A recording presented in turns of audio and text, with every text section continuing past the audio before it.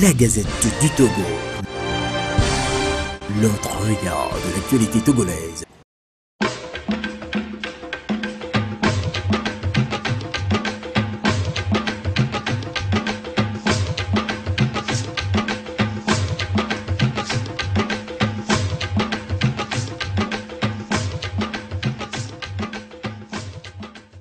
Pour nous, au niveau du RPD, ça n'étonne pas, c'est le mépris par rapport à la mémoire de ceux qui ont été massacrés en 2005.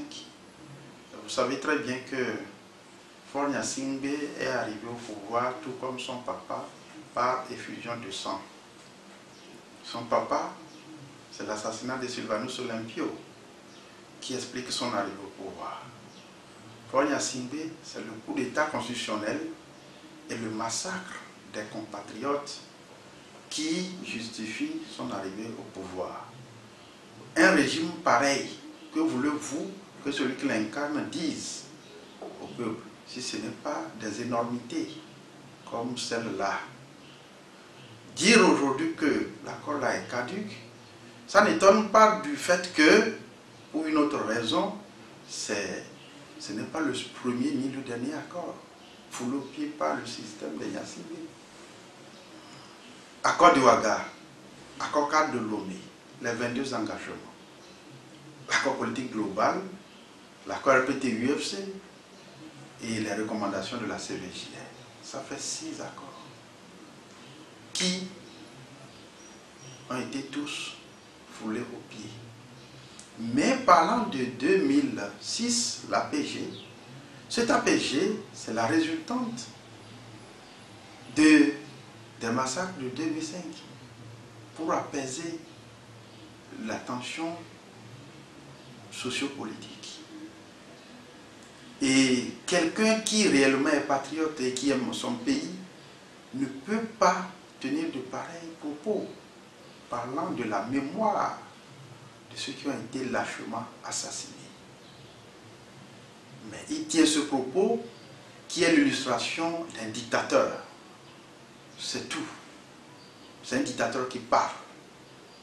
Un dictateur pense que le pouvoir est au bout de fusil. Le pouvoir, ce n'est pas entre les mains du peuple. Le pouvoir, c'est savoir verser le sang. C'est savoir faire tuer des compatriotes. C'est ça le pouvoir. Et donc, on s'installe à vie. Voilà la lecture que nous, au niveau du RPD, nous faisons de la déclaration de Faure Gnassingbé. Mais c'est suffisamment grave. Suffisamment grave parce qu'il sera rattrapé par l'histoire.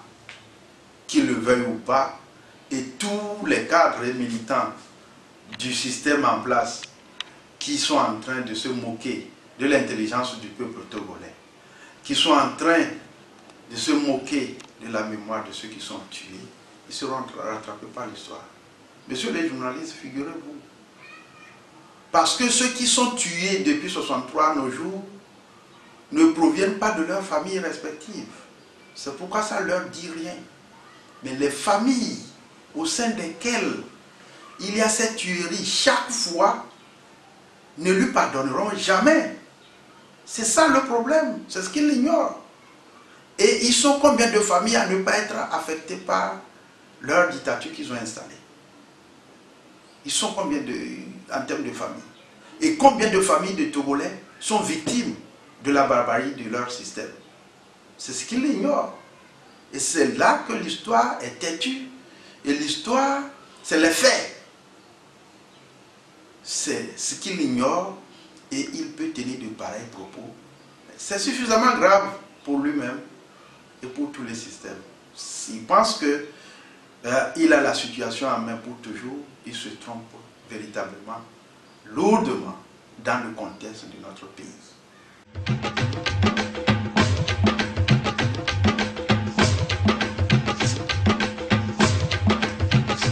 Il ne sait pas ce qu'il dit. Faure ne sait pas ce qu'il dit. C'est quelqu'un qui a hérité le pouvoir, comme je viens de le dire, et qui pense que tout lui est permis et qu'il peut se moquer de tout. De quelle université parle-t-il? Quand il faisait tripatouiller la Constitution en 2005, Quel universitaire a-t-il fait recours? Quand son papa, à cause de lui en 2002, a toiletté la constitution que le peuple, dans sa majorité à plus de 95%, a dit oui, voilà le test qui nous régit. À cause de lui fort, pour ramener l'âge à 35 ans, barrer la route à X, à Y, on a modifié, toiletté cette condition en 2002. Et lui-même, il tripatouille cela en 2005. Ils ont fait recours à quel universitaire? Et aujourd'hui, quand il a dos au mur, il parle de l'universitaire. C'est un faux problème. Les universitaires n'incarnent pas la légitimité populaire. C'est nous les politiques. Ce sont les partis politiques. Il n'a plus rien à dire. Il n'a aucun message. Dites-moi, Faure Gnassingbé, devenu président de la République, chef de l'État, est-ce pas la volonté populaire? Non. Est-ce un programme que ce monsieur aurait présenté au peuple togolais qui aurait reçu l'assentiment des Togolais pour qu'il soit là-bas? Non. C'est pour ça qu'il cherche des échappatoires en parlant du monde universitaire. Le monde universitaire, c'est qui? Il définit qui comme monde universitaire? Des apolitiques ou des politiques du monde universitaire? Et ils incarnent quelle légitimité? Pour faire les réformes à la place de qui? Tout ça là, c'est de la fuite en avant. C'est qu'il patauge. Faure Gnassingbé patauge. Il n'a pas de vision. Il n'a pas de message. Et c'est pourquoi il cherche d'échappatoire qui n'aura jamais. Il sera rattrapé par l'histoire. La question des universitaires est un faux problème.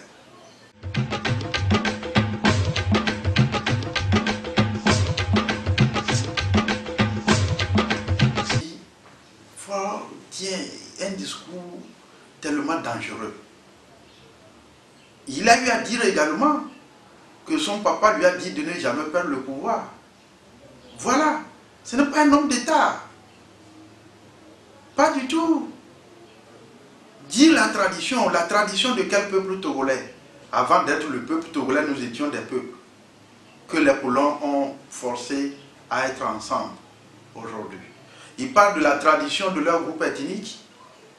Si oui, est-ce que pour devenir chef à la tête de leur groupe ethnique, il faut massacrer, il faut tuer, ou bien c'est les autres qui vous mettent en place? Je ne sais pas quelle tradition dans notre pays, de quelque groupe ethnique que ce soit, accepte ou justifie l'arrivée à la tête à travers le massacre des membres de la communauté. Ils perdent de vue cet aspect-là. Et quelle tradition encore dit que une fois vous massacrez vos semblables et vous vous imposez à eux, vous êtes là pour les dominer comme des esclaves à vie? De quelle tradition parle-t-il? La tradition des Akoso, la tradition des Mopa ou la tradition des Ifé ou la tradition des Losso? De quelle tradition parle-t-il? Moi, je suis historien de formation et les faits sont très très importants en histoire. Il ne faut pas s'amuser avec les faits.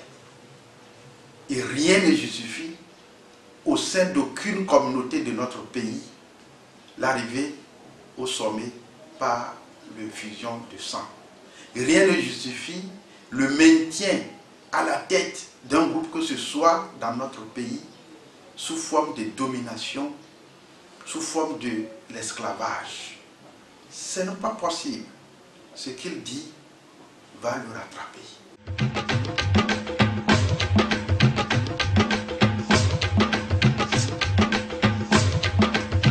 Ce que nous préconisons est très simple et clair.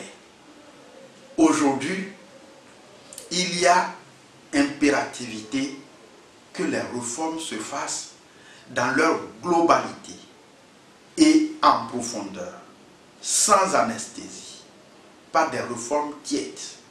Ces réformes vont concerner essentiellement l'armée et les forces de sécurité. Ces réformes vont concerner notre administration en général. Elles vont concerner les institutions de la République. elles vont concerner comment faire le partage des ressources du pays. Elles vont concerner comment mettre fin à l'injustice dans notre pays. Alors, il s'agit d'aller vers une constituante qui va opérer toutes ces réformes que nous venons d'énumérer. Parce qu'on ne peut pas asseoir la démocratie sans les bases fondamentales qu'il faut mettre en place. S'il faut parler d'alternance, s'il y a alternance aujourd'hui, l'alternance ne peut pas être viable parce que l'administration qui est chargée de mettre en application le projet de société de tel candidat qui devient président de la République, cette administration au Togo, elle est bancale, c'est une administration politisée, tribalisée. Les forces de défense et de sécurité politisées, tribalisées. Le rapport de la CVJL le dit. Vous ne pouvez pas faire de la démocratie dans ces conditions. Le peuple togolais se réveille. Ce que nous devons savoir, toutes les composantes du peuple togolais doivent savoir que notre situation est comparable à la situation des Sud-Africains face à l'apartheid. Si nous ne comprenons pas la situation que nous vivons de cette manière, nous ne nous en sortirons jamais. Face à l'apartheid, les Sud-Africains ont dû s'armer du courage pendant des décennies. Ils ne se sont jamais résignés. Voilà, c'est pourquoi le PD appelle le peuple togolais au courage et non pas à la résignation. Nous ne devons pas démissionner. C'est notre combat, nous tous. C'est la lutte de libération que nous menons. Nous ne devons pas perdre de vue sur cet aspect.